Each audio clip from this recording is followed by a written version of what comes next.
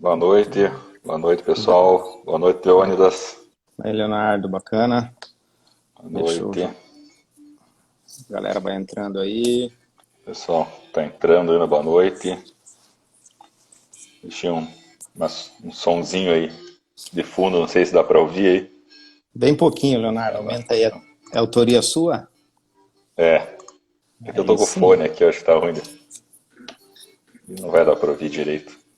É porque senão o Instagram puxa a orelha, né? Lembra que o Luiz Felipe teve umas observações lá que usou músicas de outras autorias, né? Joia. Aí eles já, aí eles já chamaram a atenção dele, né? Show de Esperar o bola. pessoal entrar aí. Bom, dar boa noite para todo mundo aí, né? A gente escolheu esse tema, né? Só para explicar aí, até depois para o pessoal que vai assistir também a reprise, né? Baseado até numa própria enquete que a gente fez no canal do Telegram, né? E perguntando, né, qual o assunto principal que o pessoal gostaria de conversar por meio de lives, né? E o principal deles, o que ganhou a votação, foi a artrite reumatoide e ultrassonografia, né? Então a gente escolheu aí esse tema aí para estar conversando hoje, né? Que é um tema, é um dos mais importantes, se não o mais importante da especialidade, né? Da reumatologia dentro da aplicação de ultrassom, né? Sem dúvida alguma, a artrite reumatoide é uma das principais, se não a principal doença aí que a gente acaba utilizando a ultrassonografia, né? Exato. Isso aí. E, Bora. Tem alguém entrando ainda? Joia. Então, pessoal, como o Leonardo falou, é, na verdade, o ultrassom, ele entrou na reumatologia pela artrite reumatoide, né? A artrite reumatoide que foi a doença que fez o ultrassom realmente entrar na reumatologia e colocar os pés aí com força na reumatologia e ser um método, um instrumento altamente eficaz e até, vamos dizer assim, independente, né? Que nós somos do ultrassom nos dias de hoje, né? Então, aproximadamente aí uns 20 anos atrás, a, a nossa especialidade, a reumatologia e a artrite reumatoide em si, o tratamento ele foi mudado drasticamente, né? O tratamento da artrite reumatoide com a chegada de uma classe de medicamentos que se chamam imunobiológicos, né? Esses imunobiológicos eles deram uma qualidade de vida importante, melhoraram muito a qualidade de vida dos pacientes portadores de artrite reumatoide. E diante desse cenário, onde a gente tem um medicamento, uma classe de medicamentos muito bons, a gente precisava avaliar como é que ia ser o desempenho, como é que essa pessoa realmente estava progredindo na doença, se estava realmente bem, né? E, exato. e, e temos várias ferramentas para isso, né? A ferramenta clínica, né? O próprio exame físico mesmo, né? Ferramentas laboratoriais, exames de sangue, né? E nós não tínhamos nenhuma ferramenta de imagem, nenhum exame imaginológico que pudesse nos dizer como que estava a doença em si, né? O raio-x, um método muito popularizado, mas é um exame que chega atrasado na artrite reumatoide, né? Até o paciente ter Exatamente. alterações radiográficas, a doença já progrediu muito, né? E por outro lado, a ressonância, um exame dispendioso, né? Poucas pessoas têm acesso, e aí entre o raio-x e a ressonância, abriu-se espaço então para o ultrassom, que pegou o espaço dele e entrou na artrite reumatoide e entrou na especialidade reumatologia, né? E a partir de então, o ultrassom, depois que entrou e firmou os pés com artrite reumatoide, ele ficou disponível para diversas outras doenças reumatológicas, né? Então, assim, o berço da ultrassonografia na reumatologia, a gente pode dizer que é a artrite reumatoide, né? Um paralelo, assim, né, Leonardo? Acho que a gente pode fazer, por exemplo, assim, quem faz exame músculo-esquelético tem que saber exame de ombro de olho fechado, né? E quem se aventura a fazer ultrassom em reumatologia tem que dominar a artrite reumatoide, o ultrassom na artrite reumatoide de forma exemplar. Então, é realmente das doenças a mais importante, né? Então, o Leonardo também faz muito ultrassom, né? Há muitos anos, eu também faço ultrassom reumatológico há muitos anos, e a gente tem esse canal no Telegram que a gente divide com colegas, né? Dúvidas e, enfim, perguntas, questionamentos, aprende muito com eles também. E a gente fez uma enquete no Telegram e a artrite reumatoide ganhou, né, Leonardo? Para a gente falar um pouquinho dela. Exatamente, né? Explica para Exatamente. nós então, Leonardo, o que é artrite reumatoide, para o pessoal que está aí entender o que é artrite reumatoide. Então é bom a gente falar essa parte básica também, né? Conversar sobre isso, porque tem muito pessoal que acompanha aqui nos canais aqui do Instagram, né? Que é ultrassonografista, né? Que a maioria são médicos, né? Um canal voltado para isso, né? E médicos ultrassonografistas, radiologistas, né? Ou até ortopedistas mesmo, não reumatologistas, né? Que utilizam a ultrassonografia, que certamente tiveram isso na época da faculdade, mas às vezes já passou tempo, né? E não se recordam exatamente. Então, a artrite reumatoide, na parte da doença clínica em si, é uma doença autoimune, né?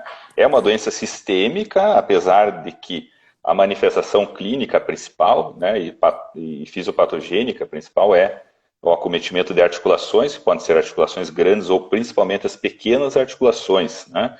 Que seriam as articulações da mão, né, as interfalangianas proximais, as metacarpofalangianas, articulação dos punhos, né, e também articulações dos pés, né. Isso seria e de forma simétrica, né, ou seja, tende a ser bilateral, né, de uma forma muito semelhante, muito simétrica, tá? E também aditiva, né, tem esse termo, uma poliartrite aditiva, né, simétrica, aditiva porque ao passo que as articulações são afetadas, elas continuam afetadas e outras vão sendo somadas, né, ao quadro clínico principal, né? Então, a poliartrite é aditiva simétrica, tá? E cuja característica principal é a inflamação da membrana sinovial, da sinóvia, né? E daí forma aquele tecido chamado pannus, né? Que é um tecido de proliferação sinovial, que acaba invadindo as estruturas adjacentes à articulação, como o osso condral, a cartilagem também, né, articular, fazendo destruição, né, fazendo toda aquela evolução da doença para dano estrutural, que é tudo que a gente não quer que aconteça, né, que essa doença cause o dano estrutural e que faça as deformidades articulares, as sequelas que ela pode provocar, né. Aí também entra a questão da ultrassonografia, né, tanto para a questão de diagnóstico precoce dessa doença, tá, para detectar o mais precocemente possível, e também para acompanhamento clínico, né, você vai realizar os teus exames ultrassonográficos para justamente visualizar, né, esse tecido inflamatório, né, essa hipertrofia sinovial, isso é possível de ser avaliado muito bem, né, pelos equipamentos atuais com melhor resolução que a gente tem hoje, junto com o recurso do Power Doppler, né? Justamente para tentar estabelecer em que nível está essa artrite, né? Se está em atividade ou não, e também para orientar o reumatologista, né, na escolha de opções terapêuticas melhores, né? Baseados também nessa propedêutica armada que a gente chama, que é com ultrassonografia, tá? É uma doença que pode ter, além de manifestações, é uma doença sistêmica, né? Além das articulações, a gente pode ter, nos casos mais graves, né, manifestações sistêmicas mesmo, afetando o olho, né, fazendo as inflamações oculares, manifestações cutâneas, como vasculites, né, quadros Pulmonares. pulmonares também, enfim, uma série de manifestações sistêmicas, né? Não é tão comum a gente ter essas manifestações como em outras doenças reumáticas, como lúpus, por exemplo, né, que tem muito mais manifestação sistêmica, mas a artrite reumatoide, principalmente aquelas que têm fatores de gravidade, né, que tem aqueles anticorpos positivos, né, fator reumatoide em alto título, anti-CCP em alto título, né, são doenças mais graves, né? Então, são doenças que a gente tem que ficar mais atentos ali, realmente, né?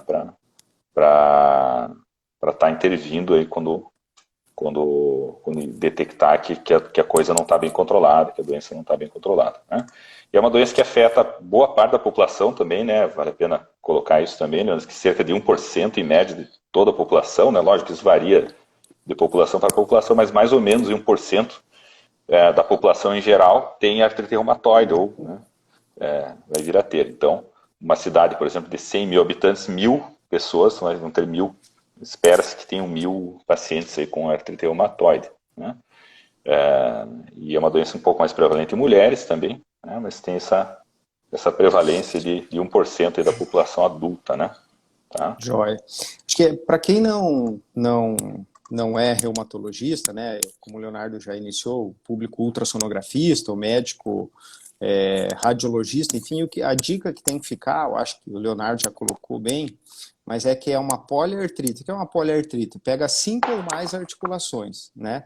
É uma poliartrite simétrica, quer dizer, pega dos dois lados do corpo, né? Mão direita, mão esquerda, pé direito, pé esquerdo, de pequenas articulações. Então, poxa, se você é ultrassonografista, é radiologista, é clínico geral, qualquer coisa assim, uma poliartrite, ou seja, 5 ou mais articulações acometidas com artrite simétrica, de preferencialmente pequenas articulações, pode pegar quadril, joelho, não tem problema, mas preferencialmente de pequeno. Então, a poliartrite simétrica de pequenas articulações, sempre ficar atento para essa possibilidade de artrite reumatoide ser um diagnóstico, né? E, joia, pensei no diagnóstico, né? Pode ser que seja artrite reumatoide. Como é que eu faço, Leonardo, para estabelecer o diagnóstico? Como é que eu digo, esse paciente realmente é portador de artrite reumatoide? O ultrassom ajuda para alguma coisa? Não ajuda em nada? Como é que você me conta disso aí, Leonardo? Então, a gente tem os critérios, né? Os critérios diagnósticos são clínicos, na verdade, né? Nós temos 2 critérios que ainda são válidos, né? Os critérios do ACR de 87, que são antigos, né? Mas são critérios bons ainda, eles funcionam até um pouco melhor para aquelas doenças já estabelecidas, né? Porque são critérios que ainda não levam em consideração, por exemplo, os novos anticorpos, né? Que é o anti-CCP, né? Não existia isso na época, né? Somente o fator reumatoide, né? E também ele coloca, né, alguns pontos, né, válidos seria a presença de nódulos reumatoides, que a gente sabe que muitas vezes vai ser tardio na doença, e também alterações ao raio-x, né, as alterações radiográficas, que também a gente acaba encontrando, às vezes, com a doença já com uma progressão maior, né. E os critérios de 2010, né, são critérios tanto a CR quanto a EULAR, né, já estão fazendo seus 10 anos também, mas são os critérios mais atuais, que eles colocam pontuações, né, de acordo com vários domínios, né, o domínio de manifestação de acometimento articular, de anticorpos, que seria a sorologia, né, do fator reumatoide, ou esse novo anticorpo, que é o anti-CCP, né, o domínio de duração, né, tempo de duração acima de 6 semanas, né, seria uma pontuação também, a presença de fatores inflamatórios, de provas inflamatórias, como VHS e PCR, tá? Então, esse sistema, ele pontua mais quando tem maior número de pequenas articulações, né, acometidas, soma-se mais pontos, tá? E ele coloca uma observação também já, para você considerar esses critérios articulares, né, esse domínio articular, que você pode lançar a mão de exames de imagem, tá? Então, ele já, nessa época, em 2010, ele já abriu isso aí, né, que você pode, né, até a frase que ele coloca aqui, ó, evidência adicional obtida por exames de imagem pode ser utilizada para confirmação dos achados clínicos, né. Então você pode usar aí nesse cenário ultrassom, tá, para confirmar realmente se você está com suspeita de que determinadas articulações estão acometidas, né. O ultrassom, ele entra muito bem nesse campo, nesse cenário, para auxiliar esse diagnóstico, né. Então, você não faz o diagnóstico só com ultrassom, porque ainda é uma doença de diagnóstico clínico, né? Mas eles já abriram essa observação que você pode lançar a mão do ultrassom justamente para ajudar nessa identificação dessa quantidade de articulações afetadas, né? E certamente que isso ajuda bastante, né? Quantas vezes a gente que faz ultrassom no dia a dia olha assim, não, eu vou fazer aqui, ó, talvez não esteja afetada essa articulação, tem uma dorzinha leve aqui. Você vai olhar para o ultrassom, você se encontra, né? Uma hipertrofia sinovial já importante, com muitas vezes power Doppler também associado, que no exame clínico, né, muitas vezes você talvez deixasse passar ou não estaria dando tanta importância assim, sem realizar o exame de ultrassom. Tá? Então, o diagnóstico ele é clínico ainda, tá? Mas a ultrassonografia ela é uma arma fundamental para ajudar principalmente na confirmação do acometimento das articulações e também já avaliar a extensão, né? Ver se tem erosão óssea, se não tem, isso também é fundamental. Né? O próprio EULAR, Jones, né? Deixa eu abrir aqui, não sei se eu consigo mostrar aqui alguma coisa. O EULAR tem um artigo, deixa eu virar aqui minha câmera só para mostrar. Um artigo de 2013 que fala das recomendações, né, de uso de imagem para a avaliação, né, de articulações de pacientes com artrite reumatoide, né. Aqui não vou falar tudo, obviamente, porque... Leonardo, explica o que é o LAR para o pessoal que está ouvindo. O que é o O LAR é uma sigla, né, a denominação da Liga Europeia contra Reumatismo, né. Então é como se fosse, né, eu tenho o ACR, que é o Colégio Americano de Reumatologia, e o LAR é a Liga Europeia. Né? Nós podemos dizer que é uma das instituições mais respeitadas do mundo na reumatologia, né? Sem dúvida. Né? O EULAR e o ACR são, né, as duas instituições mais respeitadas, onde tem mais publicações. Né? E principalmente o EULAR, eles têm muito apreço e dos estudos muito voltados para a ultrassonografia, né? Diria até mais do que o próprio ACR. Né? Tá? Então, essas recomendações aqui do EULAR, que são de 2013, né, eles colocam, aqui está pequenininho, né, são 10 recomendações envolvendo ultrassom, raio-x, ressonância magnética, enfim. Só para vocês terem uma ideia, dessas 10 recomendações, 9 falam também do ultrassom, né, além da ressonância. Né? Então, 9 dessas 10 recomendações falam da ultrassonografia, né? E, resumidamente, eles falam o seguinte, né, que a gente consegue visualizar pelo ultrassom a hipertrofia sinovial, que é aquele pânus, né, que é o tecido inflamado, né, da sinove, né, por meio do aumento de vascularização, né, e às vezes também pode ter junto o derrame articular, que é uma coisa diferente de hipertrofia, né, que é um líquido que pode estar ali, né, o derrame mesmo articular. Isso são visíveis, né, essas alterações são visíveis ao ultrassom, né. Pode ser usado, como a gente falou, para confirmação do envolvimento articular por esses critérios do ACR EULAR, que são esses critérios de 2010, né, que eu tinha falado antes. O ultrassom, né, muito importante, que a gente vê na prática clínica, né, ele é muito mais sensível do que o exame físico para você detectar, né, alteração articular, sinovite. Muitas vezes você olha um paciente que está suspeitando, está com uma artralgia, né, e você acha que não tem nada ali, quando você vai colocar o ultrassom, realmente você visualiza, né, com mais detalhes, né? Tá? E ele também coloca que em caso de dúvida diagnóstica, né, o ultrassom tem mais sensibilidade que o exame físico, né?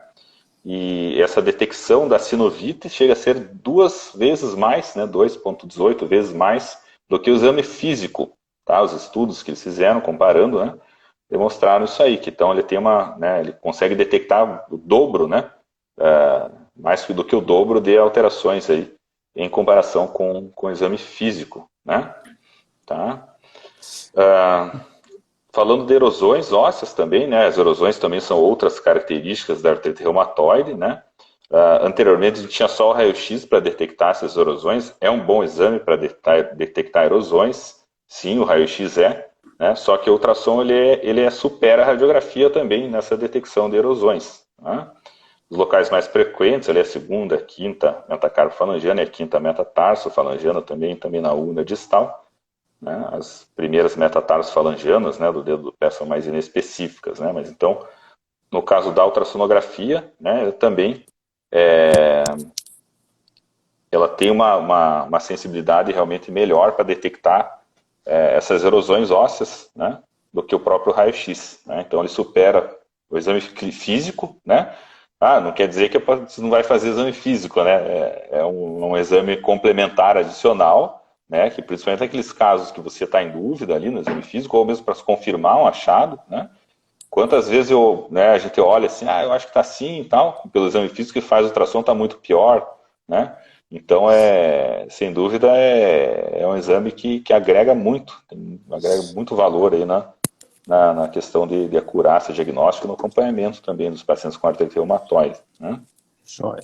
Então, pessoal, o que o Leonardo está mostrando para nós até agora, ele disse assim, ó, que para a gente fazer o diagnóstico de artrite reumatoide, a gente precisa de alterações clínicas que a gente vê no exame, junto com alterações laboratoriais. A partir daí, a gente vai fazer o diagnóstico de artrite reumatoide. Nessas alterações clínicas, às vezes, a nossa mão, os nossos olhos, não são tão sensíveis para detectar artrites de pequenas articulações. E nesses casos, o ultrassom é muito superior que o próprio exame físico. Nesse trabalho que o Leonardo mostrou, 2,18 vezes superior ao exame físico. Então, assim, artrite de pequenas articulações, artrite iniciais, o ultrassom é muito superior ao exame físico, né? Então, para a gente fazer o diagnóstico de critério clínico e laboratorial. Mas quando esses critérios clínicos a gente tem dificuldade, o ultrassom é uma ferramenta válida. E ela é validada pelo próprio EULAR, né? Que é essa Liga Europeia contra o Reumatismo. As instituições mais respeitadas do mundo em reumatologia. Joia. Então, Leonardo, eu posso usar o ultrassom como ferramenta para fazer o diagnóstico. Isso, chegamos a essa conclusão. Sem dúvida. Certo. Chegamos a essa conclusão. Então, temos o diagnóstico e agora a gente vai começar a tratar o paciente. Aí eu nunca mais uso o ultrassom ou eu posso usar o ultrassom também no tratamento? Como é que fica esse negócio? Me explica um pouquinho melhor, Leonardo. Ou eu abandono, não uso mais, ou eu continuo usando?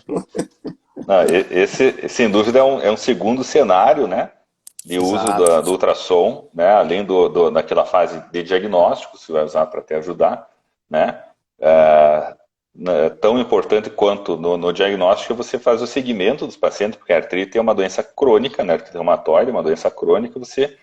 Pessoal, não tem paciente, cura, né? Exatamente, é uma doença incurável.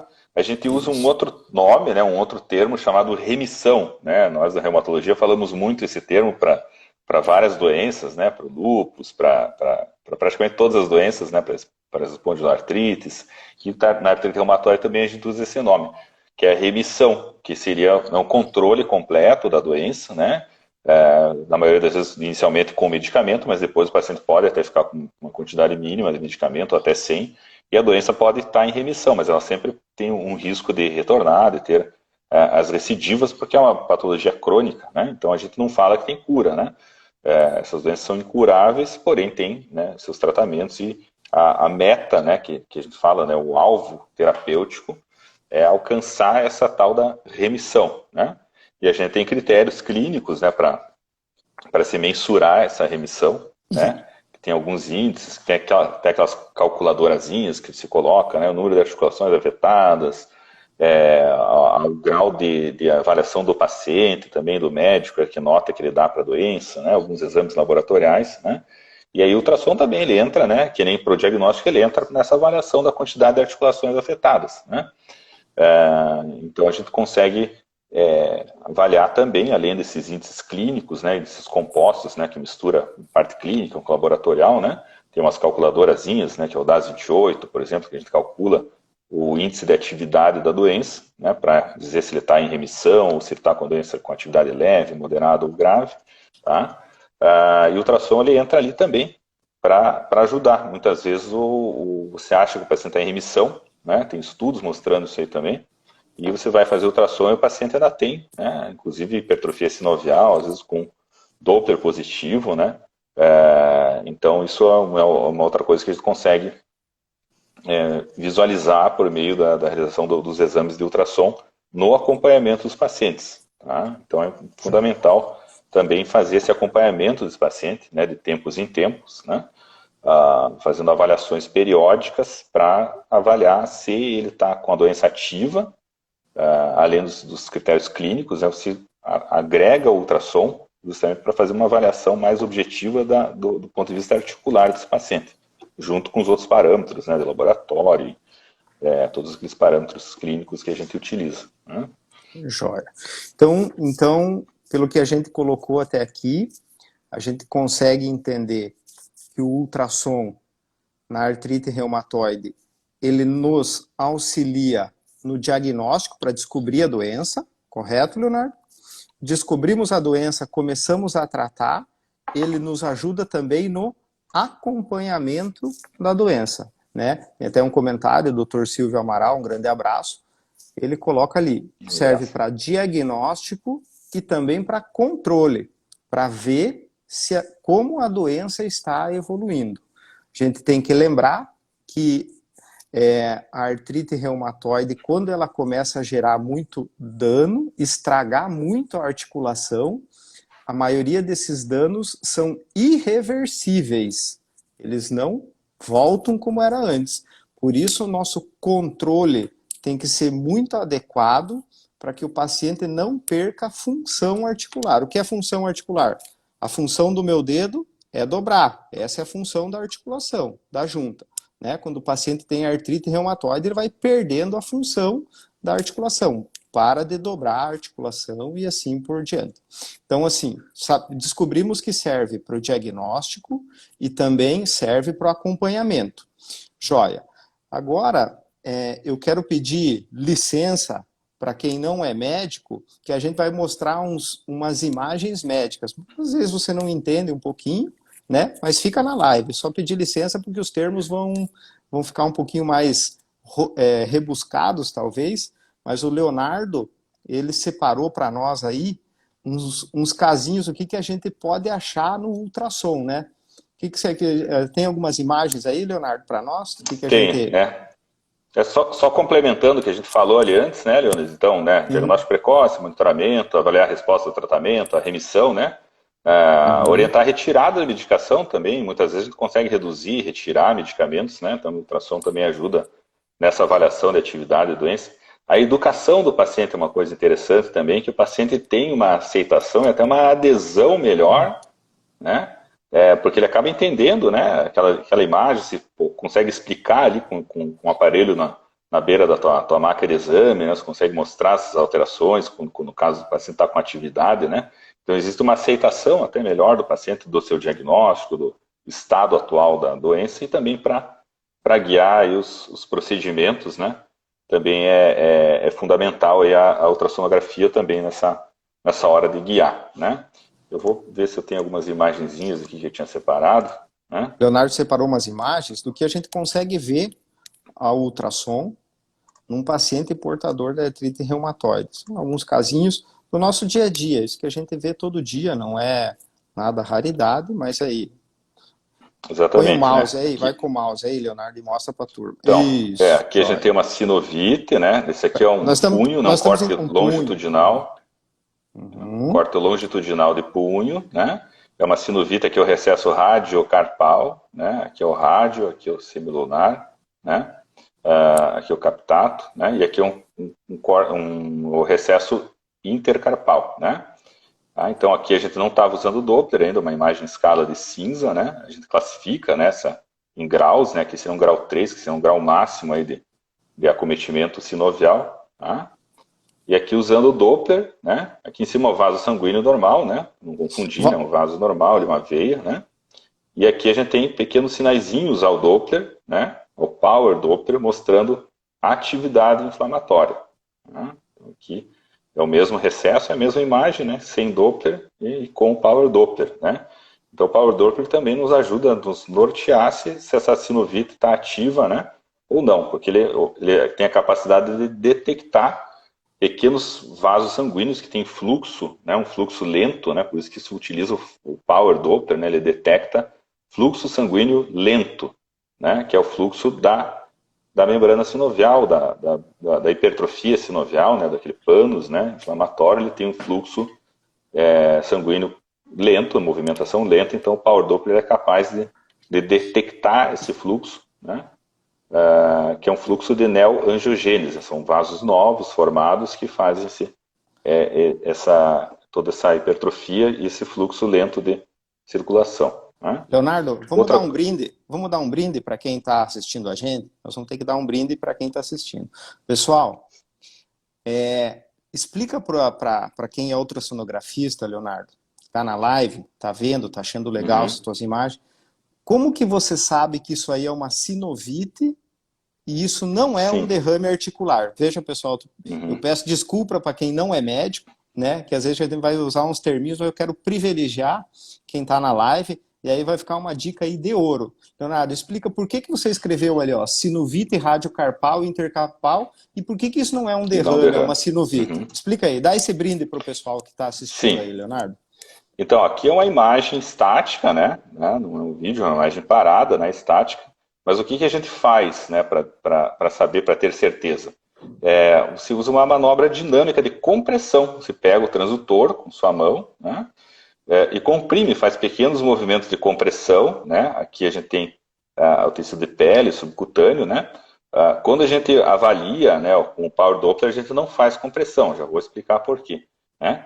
Na escala de Cis, a gente faz movimentos compressivos, tá? E a sinovite, ao contrário do derrame, ela não é compressível, ela é muito pouco compressível, né? Ela não se Ó a desloca. dica, Então, pessoal. Ó a dica você de ouro, fala aí. comprime, dica de ouro, você comprime, né, o seu transdutor contra o tecido que está sendo avaliado, né? Lógico, gentilmente, ninguém vai apertar demais também. Uma compressão delicada para deslocar esses tecidos, né? E na sinovite ela é muito pouco deslocável. É como se fosse vamos pensar numa esponja, assim, alguma coisa com uma densidade um pouco maior, uma espuma, né? DVA, por exemplo. Né? Você faz uma compressão, ela cede um pouquinho, mas ela não desaparece, ela não se desloca por Desloca. completo. Ao contrário do derrame, né? O derrame é um líquido, né? Então se aperta o derrame, ele praticamente some, né? Ele colaba, né? Você consegue apertar, ele praticamente colaba nos tecidos ao redor. Né? Então a gente consegue diferenciar por essa manobra simples, né, de compressão, o derrame articular, né, da hipertrofia sinovial. São duas coisas diferentes do ponto de vista de descrição, de laudo, e também do ponto de vista de patologia, fisiopatogenia, né, da doença. Então, para diferenciar, a gente usa essa manobra dinâmica de fazer compressão mesmo dessas estruturas. Tá? Pessoal, E na hora de fazer o Power Doppler, essa é uma pode falar, Leandro. essa é uma dica que muita gente tem dúvida. Como que faz para diferenciar um derrame articular de uma sinovite? Essa semana mesmo, num grupo do Telegram, ou Do um aluno WhatsApp, esse teve foi do grupo do de alunos, WhatsApp, né? Foi do grupo de um alunos, né? grupo de alunos do WhatsApp, tava com essa dúvida. Então, assim, ó, dica de ouro. Comprimiu e deslocou, é porque é líquido. Se é líquido, é derrame. Comprimiu e não deslocou, é porque não é líquido, é panos. Se é panos, é sinovite. Então, dica de ouro aí que o Leonardo passou para vocês. Continua lá, Leonardo. Bacana, obrigado. Perfeito, né? E outra dica de ouro, né? Que também é a dica 2 de ouro, seria na hora de fazer o Power Doppler, né? Você tem que evitar, daí ao contrário, senão vai comprimir. Porque se você fizer compressão aqui, ou colocar muito peso, né, da tua mão aqui nessa articulação, você vai colabar esses vasinhos sanguíneos aqui, né? Pelo menos a grande maioria, em par, ou todos, né? A maioria deles, ou em parte, você pode minimizar ou até mesmo negativar o estudo do Power Doppler, tá? Então, se você apertar demais, né, esses vasos vão ser colabados, são pequenos vasos, né, são superficiais, né? Imagina você avaliando, aqui é um punho, né? Mas imagina você avaliando, né, uma pequena articulação, a metacarpofalangiana, por exemplo, né? Se você apertar demais, você vai colabar, né? Até mesmo a própria sinovite, às vezes vai ser difícil de avaliar, às vezes você colaba aqueles tecidos ali, você não vai ver direito, né? Porque é uma quantidade de sinóvio muito menor, né? Ou de um derrame, enfim. Então você tem que levitar, né? Tua mão tem que levitar, o teu transdutor levita com uma camada de gel abundante em cima da pele, né? Você pode encostar levemente, mas de preferência nem encosta na pele, coloca bastante gel, põe o transdutor, né? E liga o Power Doppler, né? E faz essa avaliação de um modo mais fidedigno, né? Sem realizar compressão dessas estruturas, porque senão você vai colabar esses vasos. Tá? Outras alterações que a gente consegue ver com ultrassom, né? São as tenosinovites, as tendinopatias, né? Na artrite reumatoide é muito comum a gente ter tenossinovite também, né? Aqui do aparelho flexor, né? Dos dedos, né? Que pegou de Só forma fazer uma assimétrica o segundo ponderação. e o quarto. Sim, Uma pode ponderação. falar, Leandro. Alguns tendões, pessoal, alguns tendões têm uma bainha em volta dele, desses tendões, que a gente chama de bainha sinovial. E como é um tendão, a gente chama de teno, de tendão, sinovite. Então, a artrite reumatoide, como ela acomete a membrana sinovial, esse achado que o Leonardo está falando é um outro achado. A gente vê comumente tenossinovite. Ele está com duas imagens, o Leonardo ali, uma com um corte em transversal, como se estivesse cortando um salame, essa aí, de um tendão, em volta do tendão, com o mouse ali ele vai mostrar um derrame, né, uma hipertrofia da tenosinóvia e longitudinal. Então, por isso tenossinovite, né, é um outro termozinho que muita gente confunde, né, teno de tendão, sinovite, porque ao redor desse tendão existe uma bainha sinovial. Beleza, Leonardo, continua, por favor. Exatamente. Perfeito, perfeito. Aqui também uma outra tenossinovite, né, já com um power Doppler muito intenso. Esse aqui é o tendão extensor ulnar do carpo, né, o sexto compartimento tendino do punho, que é um tendão muito afetado na artrite reumatoide, né? Então, quando a gente encontra esse tipo de tenossinovite, que é o mesmo tendão, o mesmo paciente, só que transversal e longitudinal, né? Então, a gente vê que tem achados, né, de hipertrofia dessa tenosinóvia, com power Doppler positivo aqui, né, nesse extensor ulnar do carpo. É um achado muito frequente da artrite reumatoide, né?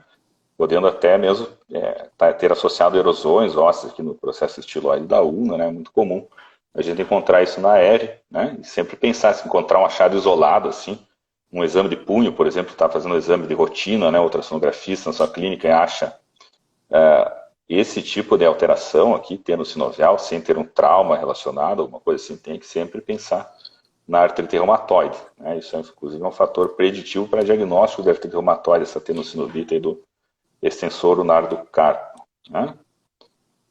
Aqui são outras imagens, né, que eu trouxe aqui só para exemplificar, né? Aqui uma tenossinovite do flexor radial do carpo, aqui um corte longitudinal da região volar da palma, né, da mão, aqui na região radiocarpal, também entre o rádio e o escafoide, tem uma sinovite, né? E aqui uma tenossinovite, olha esse tendão flexor radial do carpo, que é o mesmo paciente, uma imagem transversal, notem, né? Tem esse halo aqui ecogênico, né? Praticamente anecoico ao redor, né? Nervo mediano ali, né? Aqui, ó, aquele mesmo cortezinho que a gente faz para o túnel do carpo, né? A gente pegou aquela imagem ali, uma imagem bonita, né? Dessa tenossinovite do flexor radial do carpo, também com um certo grau de power Doppler ali ao seu redor, e também ao redor dessa sinovite aqui, radiocarpal na face volar também, né? Então a gente tem que olhar também todas essas áreas, né, do punho para auxiliar. Erosão óssea, muito importante, a gente falou antes ali, né? Então o ultrassom ele tem realmente uma capacidade de fazer um diagnóstico em relação ao raio-x, né? Capacidade maior de detectar essas erosões, né? Muitas vezes são erosões que passam despercebidas, né? Pelo raio-x simples, porque a gente consegue fazer uma varredura completa, né, em vários planos dessa articulação. Aqui é uma segunda metacarpofalangiana, a face radial, né, a face radial da segunda metacarpofalangiana, é um local, inclusive um dos cortes que a gente faz dos protocolos da artrite reumatoide é essa face radial para a detecção de erosão óssea, né, principalmente. Pessoal, né? Tudo que a gente não quer na artrite reumatoide é que ela ocasione aquilo que o Leonardo mostrou ali, erosão. Erosão é um dano irreversível, tá? Quando tem erosão, essa articulação ela vai ter algum dano que vai ser irreversível, né? Então, todo o nosso tratamento, toda a nossa uso de medicamento, acompanhamento com ultrassom, é para que não cheguemos nesse estágio de erosão, que a gente sabe que é um dano, a erosão irreversível e deixa a articulação prejudicada por mais tempo. Mais algum casinho que você separou, Leonardo? Tem mais um caso aqui, né, que é um outro exemplo falando sobre a questão do acompanhamento do paciente, né? Então, esse é um caso do consultório, né? Essa aqui é uma segunda metacarpofalangiana face dorsal, né? Notem aquela questão do gel aqui, a gente praticamente está, o transdutor não está nem encostando na pele do paciente, ó. Aqui é uma camada grande de gel, né?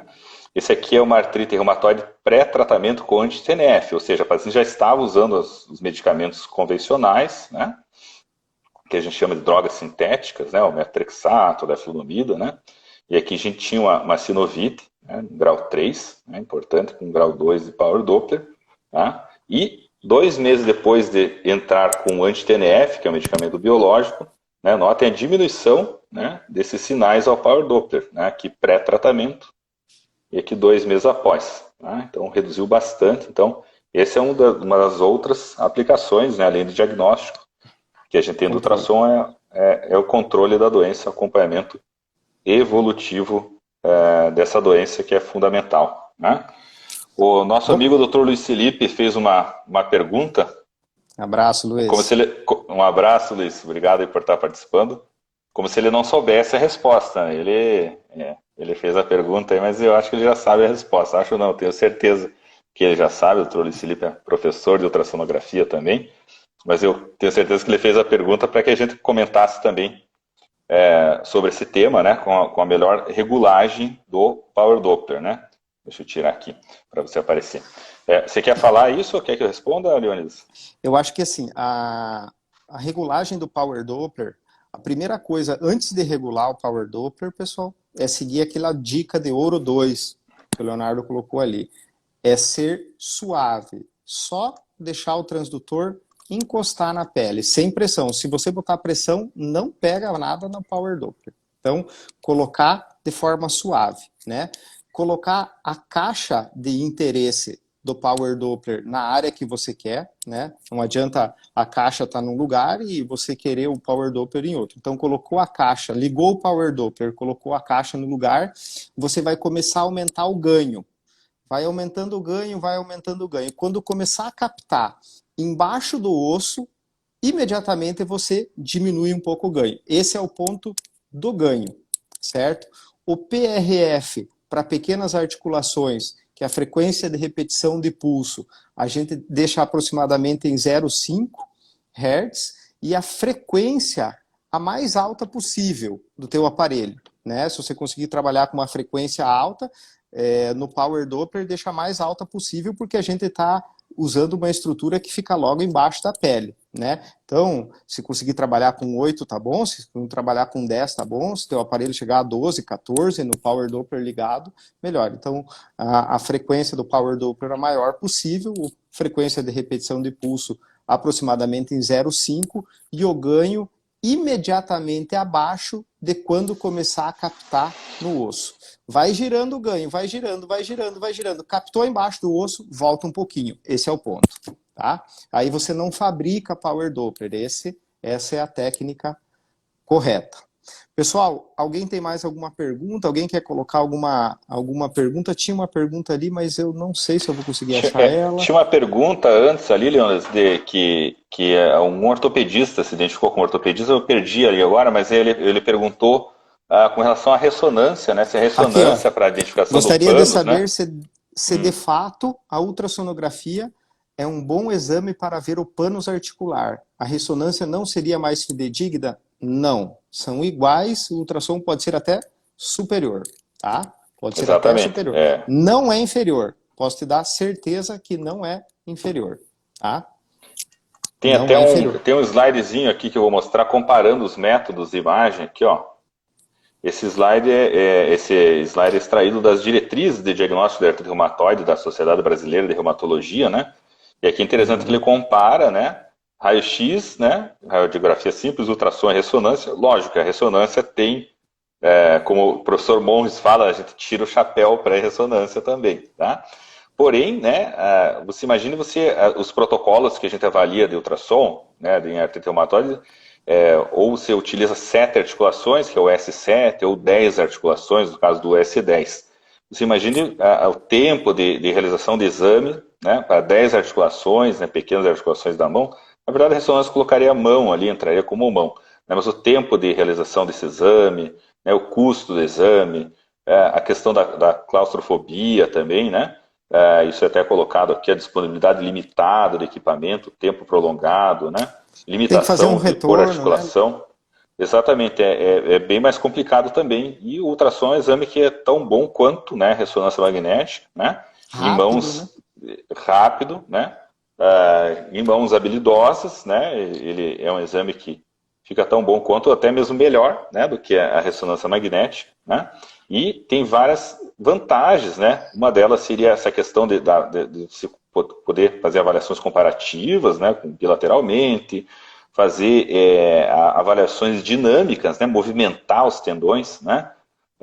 Tem o professor Azulay lá da Argentina, ele gosta muito, né, fazer todas aquelas avaliações com mobilidade, né, tanto de articulações maiores quanto de pequenas articulações, enfim, ele fala muito nisso, né? Então a gente também acaba fazendo muito, né, o exame dinâmico, né?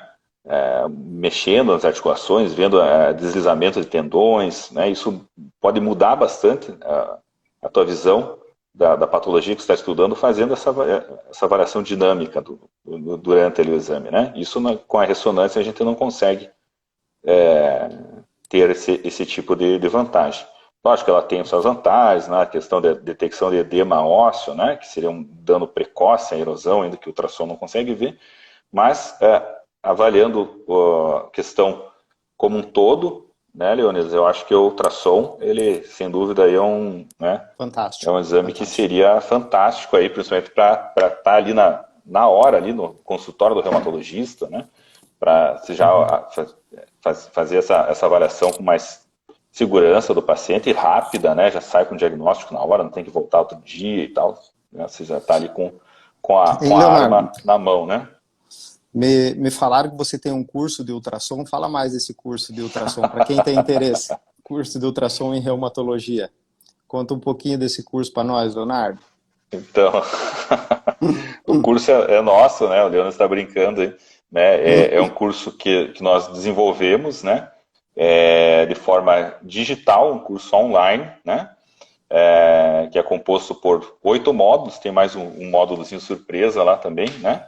E a gente aborda todas essas doenças reumáticas principais, né? É um curso, né, completo, né, de ultrassom. O Leandro colocou ali o linkzinho, é cursodeultrassom.com.br, né? Então, quem tiver interesse pode entrar lá na nossa página, tá? cursodeultrassom.com.br. As inscrições da segunda turma estão abertas, né? O carrinho está aberto, né? Tá aberto para inscrições, né? A gente abre turmas de tempos em tempos, essa segunda turma, né? Eu acho que tem até alunos nossos aí na live participando, que eu já vi alguns nomes ali, né? E a Janils ali está ali colocando, excelente, o Leandro abriu aí a página, né? Então, quem tiver interesse, né, ainda mais agora na questão da pandemia, a gente está com toda essa dificuldade de eventos presenciais, né? Tem esse nosso curso, né? E para essa turma a gente conseguiu, inclusive, colocar algumas legendas, né? Legendas em português, em espanhol, principalmente para o público da América Latina, né? Nós temos alunos aí do Peru, do Uruguai, da Argentina, né? Então, eles até entendem, né, a língua portuguesa falada, mas a gente quis colocar esse detalhe a mais, né, de legendas, né, para quem tem dificuldade com a língua portuguesa, ou às vezes quer assistir com volume no mínimo ali, não pode fazer barulho, muitas vezes está sem fone de ouvido, pode ver as aulas até que estão legendadas, inclusive em português. Tá? Então, as inscrições estão abertas para quem tiver interesse. A gente aborda os módulos, né? Tem um módulo geral, né? Um módulo introdutório, que é o módulo 1. Tá? Temos o módulo de artrite reumatoide, né? Com todos os detalhes, né? De como se fazer o power doppler, dos protocolos, né? Tudo detalhado, né? Obviamente que aqui na live a gente não consegue falar todo o conteúdo que tem, né? Mas a gente tem todo o detalhamento do módulo de artrite reumatoide, depois o módulo de artropatias microcristalinas, que é a gota, a pseudogota. Temos o módulo de espondiloartrites, né? Espondilite anquilosante, né? As espondiloartrites em geral, né? A artrite psoriásica, né? Que tem muitos detalhes de psoríase, de artrite psoriásica, né? Ultrassom de artrite psoriásica é um exame à parte, né? Então tem muito detalhamento, né, da avaliação de ênteses, né, avaliação de unha, principalmente as alterações ungueais, né, ali das articulações, né. Temos módulo de osteoartrite, né, um módulo de noções básicas de procedimentos guiados em reumatologia, tá? E tem um módulozinho bônus lá, que é surpresa, né.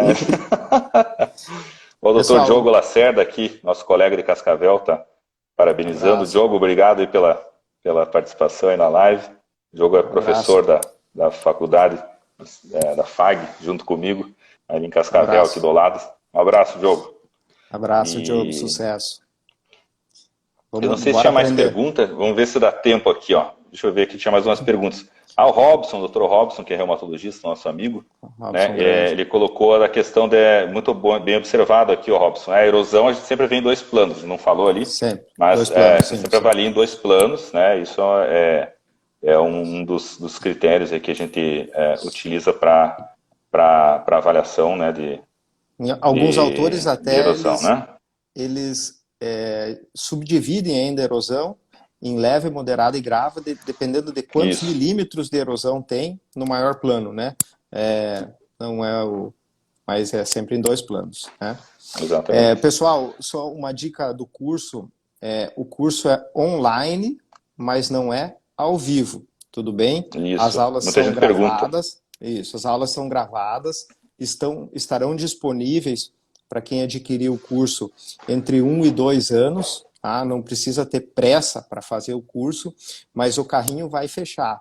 Possivelmente depois do congresso da Liga Brasileira de Ultrassonografia, né, que será dia 24, 25, 26, né, Leonardo, de agosto agora, que a gente recomenda que façam, né, Liga Brasileira de Ultrassonografia Musculoesquelética, né, presidido, encorajado, sediado pelo Dr. Monres, né, em Goiânia. Esse ano vai ser virtual, a gente recomenda que todos participem, né? Inclusive eu fiz uma aula de artropatias microcristalinas e ultrassom, né?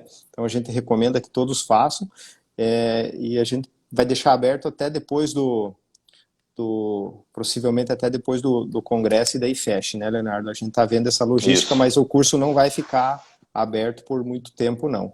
Tá? Então, essa é a dica aí que a gente dá. Então, não é ao vivo, é online, né? Mais Muita alguma gente coisa? pergunta, né?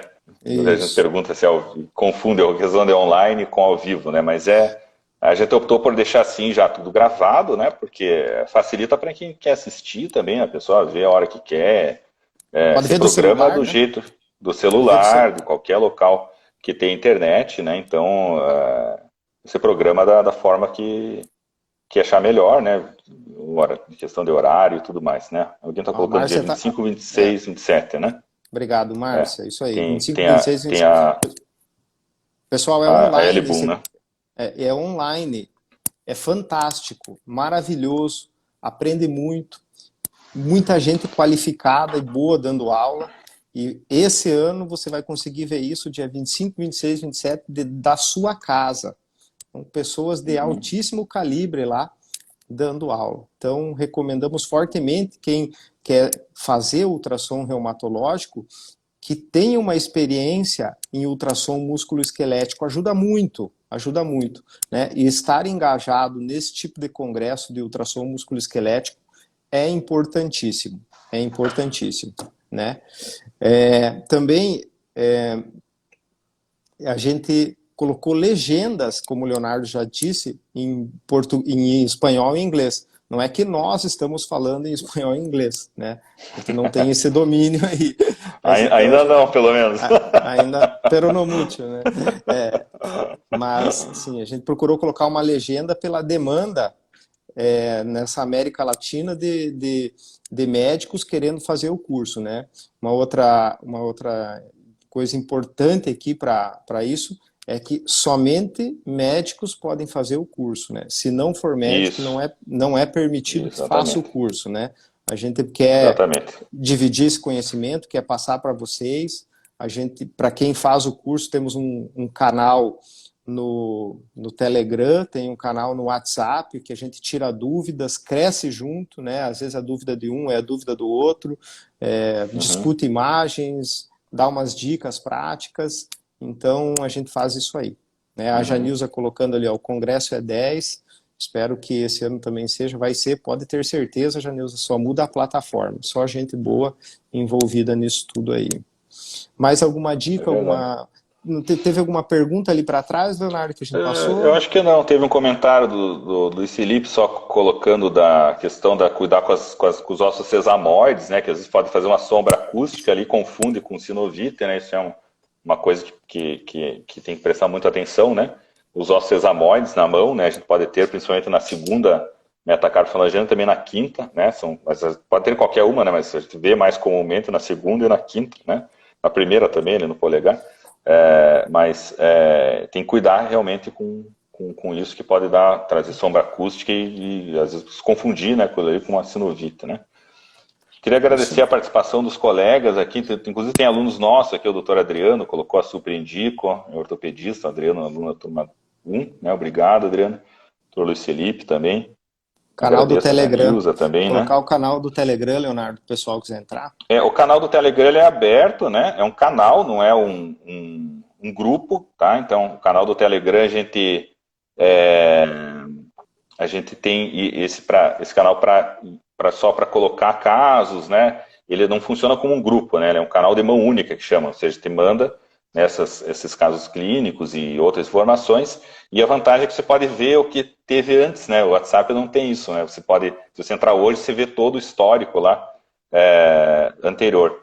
Depois, quem quiser, eu não consigo mandar o link por aqui, senão eu teria que sair daqui da live, mas quem quiser me manda um direct, que daí eu mando esse link do canal do Telegram, um canal que tem, a gente está com quase 200 participantes já nesse canal, o canal cresceu bastante nos últimos meses aí, né? E ele é aberto, um canal aberto, né? O grupo que a gente tem dos alunos do curso é um grupo fechado, daí só para alunos, né? Cada turma tem seu grupo, né? A gente está com a turma 2 agora, aí é um grupinho só dos alunos, né? Para discussão do curso em si, né? Dúvidas sobre o curso e casos clínicos também. Mas no Telegram a gente tem esse canal, né? Daí tá todo mundo lá, tem aluno lá, tem quem não é aluno, toda a comunidade do ultrassom reumatológica, digamos assim, né? Tá presente lá no canal do Telegram. Então não é um grupo de Telegram que fica aqui milhares de mensagens, quando você entra ali, você chega de noite lá, tem 1000 mensagens, 800. Não, a gente tem só esse canal que é uma via de mão única, ou seja, eu, Leônidas, a gente manda casos clínicos, algum assunto em geral, algum artigo que porventura a gente veja que saia, que seja interessante, e não tem discussão, assim, não tem aquela coisa de milhares de mensagens, né, que acaba às vezes atrapalhando um grupo, né, que a pessoa olha ali assim, não consigo nem ler as mensagens, porque tem 1000 mensagens de ontem para hoje e tal. Então a gente optou por fazer canal, né, que eu acho que é mais interessante, porque fica uma coisa mais organizada aí para transmitir as informações, passar os casos clínicos.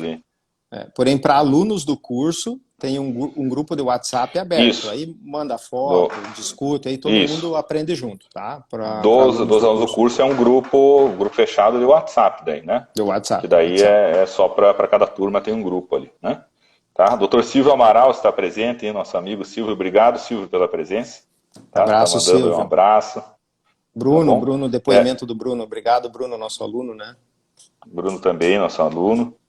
Muito obrigado, Janilza, tá todo mundo aí. Obrigado, também Janilza. Participando, o doutor Marcelo Genari também está aí. Um abraço, Marcelo. Ali, Marcelão. Grande Marcelo. Muito bom. Doutor Inês, reumatologista. Bacana. Bacana. Eu acho que vamos encerrar, daqui nós temos alguns segundos ainda. Tá bom? Agradecer a participação de todos, Leônidas, né? Mais uma vez, obrigado aí pela participação aí junto, né? Pela parceria, né? Para a gente estar passando essas informações para o pessoal. Tá Tamo junto, até depois do fim. Abraço, gente. Um abraço, viu? Boa noite a todos. Boa noite. Vamos encerrar aqui, depois a gente vai deixar gravada essa live também no IGTV. Um abração, boa noite a todos. Joia. Tchau.